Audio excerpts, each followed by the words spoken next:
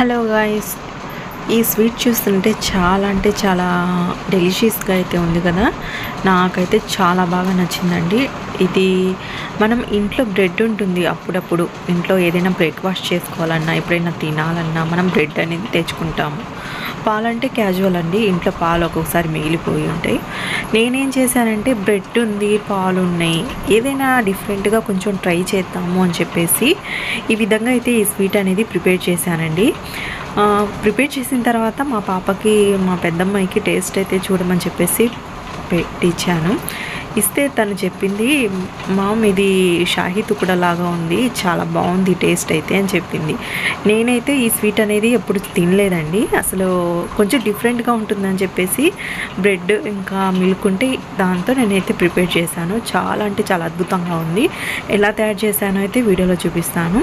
వీడియోని ఎక్కడ స్కిప్ చేయకుండా చూడండి ఫ్రెండ్స్. ముందుగా వచ్చేసి నా దగ్గర 1/2 లీటర్ పాలు అయితే ఉన్నాయండి, చిక్కటి పాలు. ఇవి మంచిగా మీగడ కూడా వచ్చి ఉంది, ఫ్రిడ్జ్లో పెట్టున్నాను ఆల్రెడీ. ఏంటంటే ఈ పాలను ఒక కడాయిలో వేసేసుకొని పాలను బాగా మరిగించుకోవాలి. ఎక్కువ హై ఫ్లేమ్లో పెట్టకుండా సిమ్ టు మీడియం ఫ్లేమ్లో పెట్టేసుకొని పాలను మరిగిస్తూ ఉండాలి. సైడ్స్కి మనకు కడాయికి మీగడ అనేది అంటుకుంటూ ఉంటుందండి. ఆ మీగడను మనము పాలల్లోకి వేసుకుంటూ మరిగించుకోవాలి. ఇటు పక్క స్టవ్ మీద వచ్చేసి మనం పాకం అనేది ప్రిపేర్ చేసుకున్నాము. పాకానికి నేను ఒక 1/2 కప్పు వరకు పంచదారని అయితే తీసుకున్నాను. ఒక 1/2 కప్పు వరకు వాటర్ అయితే తీసుకొని మనం గులాబ్ జామ్ పాకం అయితే ప్రిపేర్ చేసుకుంటాం కదా, అలాగా పాకం అనేది ప్రిపేర్ చేసుకోవాలి. చాలా ఈజీ రెసిపీ అండి, చాలా టేస్టీగా ఉంటుంది ఈ స్వీట్ అనేది. దీంట్లో కొంచెం పాకం అదే మనకు చక్కెర అనేది మెల్ట్ అయ్యేటప్పుడు ఏం చేయాలంటే కొంచెం ఇలాచి పౌడర్, అంటే ఇలాచి పౌడర్ అనేది ఒక 2 ఇలాచీని దంచేసుకొని వేసేసుకోండి. ఆ పక్కన మనకు పాలు అనేది అబ్జర్వ్ అవుతూ ఉంటే మనకు కోవా అనేది తయారవ్వాలి. అంటే కోవా అంటే చిక్కగా అయితే కాదండి, కొంచెం మనకు చూపిస్తాను, మీరు వీడియోని ఎక్కడ స్కిప్ చేయకుండా చూడండి. ఇక్కడ చూడండి, మనకు పంచదార పాకం అనేది రెడీ అయిపోయిందండి. కొంచెం గమ్మిగా వస్తే చాలు, సరిపోతుంది. గులాబ్ జామ్కి పాకం చేసుకుంటాం కదా, అలా ఉంటే చాలండి. ఇప్పుడు స్టవ్ ఆఫ్ చేసేసుకొని పాకం అనేది పక్కన పెట్టేసుకోండి.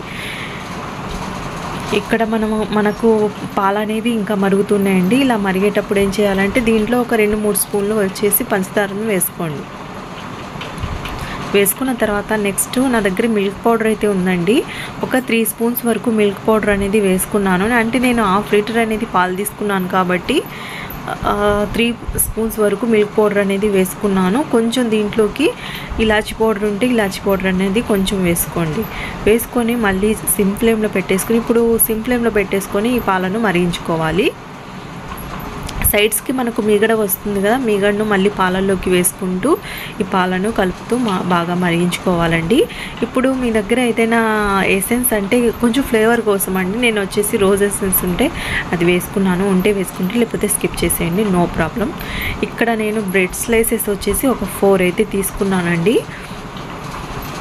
ఈ బ్రెడ్ స్లైసెస్ను సైడ్స్ ఉంటాయి కదా, ఈ బ్రౌన్ కలర్వి, ఆ బ్రౌన్ కలర్ స్లైసెస్ని తీసేయండి. రిమూవ్ చేసేసుకున్న తర్వాత నార్మల్గా ఇక్కడ ఈ విధంగా హాఫ్లో ఇవి ట్రయాంగిల్ షేప్లో కట్ చేసేసుకొని పెట్టుకోండి.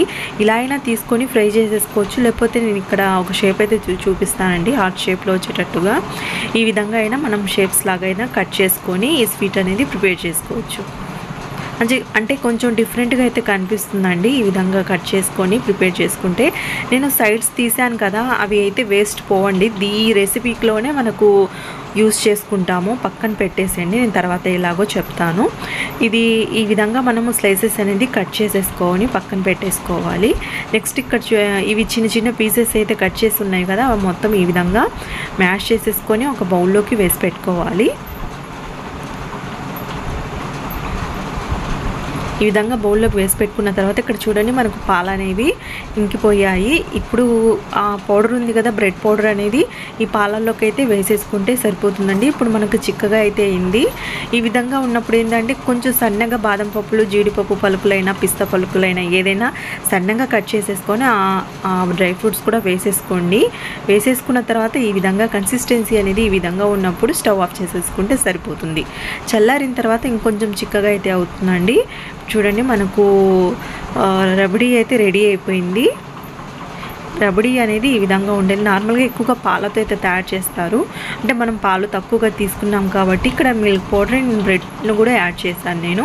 ఇక్కడ నేను బ్రెడ్ స్లైసెస్ అయితే కట్ చేసి పెట్టుకున్నాను కదా, వాటిని కొంచెం అయితే ఫ్రై చేసేసుకోవాలండి. ఇప్పుడు స్టవ్ వెలిగించుకొని ప్యాన్ పెట్టేసుకొని డీప్ ఫ్రై సరిపడినంత ఆయిల్ అనేది వేసుకొని ఈ బ్రెడ్ స్లైసెస్ను సిమ్ ఫ్లేమ్ను పెట్టేసుకొని అటు ఇటు టర్న్ చేసుకుంటూ గోల్డెన్ కలర్ వచ్చేంత వరకు అయితే ఫ్రై చేసేసుకోవాలి. తొందరగా అయితే వేగిపోతాయండి ఇవి బ్రెడ్ కాబట్టి మనం మాడిపోకుండా అటు ఇటుగా టర్న్ చేసుకుంటూ మనము ఫ్రై చేసేసుకోవాలి. గోల్డెన్ కలర్ వస్తే సరిపోతుంది. ఎవరైనా ఇంటికి బంధువులు వచ్చినా మనం ఇన్స్టెంట్గా ఈ స్వీట్ అనేది ప్రిపేర్ చేసుకోవచ్చు అండి. చెప్పాను కదా, ఇంట్లో బ్రెడ్ అయినా పాలైనా ఉంటే చాలండి. ఈ బ్రెడ్ను మనం ఈజీగా ప్రిపేర్ చేసుకోవచ్చు. నేను మిల్క్ పౌడర్ వేసాను, మా దగ్గర మిల్క్ పౌడర్ అవైలబుల్గా లేదు అనుకోండి అని అనుకుంటే నేను బ్రెడ్ స్లైసెస్ పౌడర్ అయితే వేసాను కదా, ఆ పౌడర్ వేసుకుంటే సరిపోతుందండి, మీకు చిక్కగా అయితే అవుతుంది. ఇప్పుడు ఫ్రై చేసేసుకొని ఆ స్లైసెస్ అనేది పక్కన పెట్టేసుకోండి. ఇక్కడ నేను పంచదార పాకం అనేది కడాయిలో అయితే వేసుకున్నానండి, కొంచెం వెడల్పుగా ఉంటుందని చెప్పేసి. కడాయిలోకి వేసుకున్న తర్వాత ఇప్పుడు మనం ఫ్రై చేసి పెట్టుకున్న ఈ బ్రెడ్ స్లైసెస్ను వేసి ఒక 10 నిమిషాలు ఊరనించిన తర్వాత చూడండి, ఇప్పుడు పీసెస్ అనేది బాగా పాకాన్ని అబ్జర్వ్ అయితే చేసుకున్నాయండి.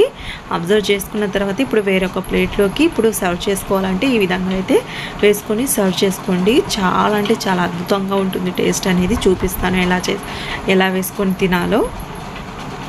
ఈ విధంగా స్లైసెస్ అనేది ఈ విధంగా పెట్టేసుకున్న తర్వాత అంటే పాకంలో ఊరాలండి, కొంచెం ఒక 10 నిమిషాలు అయితే ఊరాలి మనకు ఈ బ్రెడ్ స్లైసెస్ అనేవి. ఇలా ఊరిన తర్వాత అంటే మొత్తం పాకం అనేది అబ్జర్వ్ చేసుకుంటుంది ఈ బ్రెడ్ స్లైసెస్ అనేవి.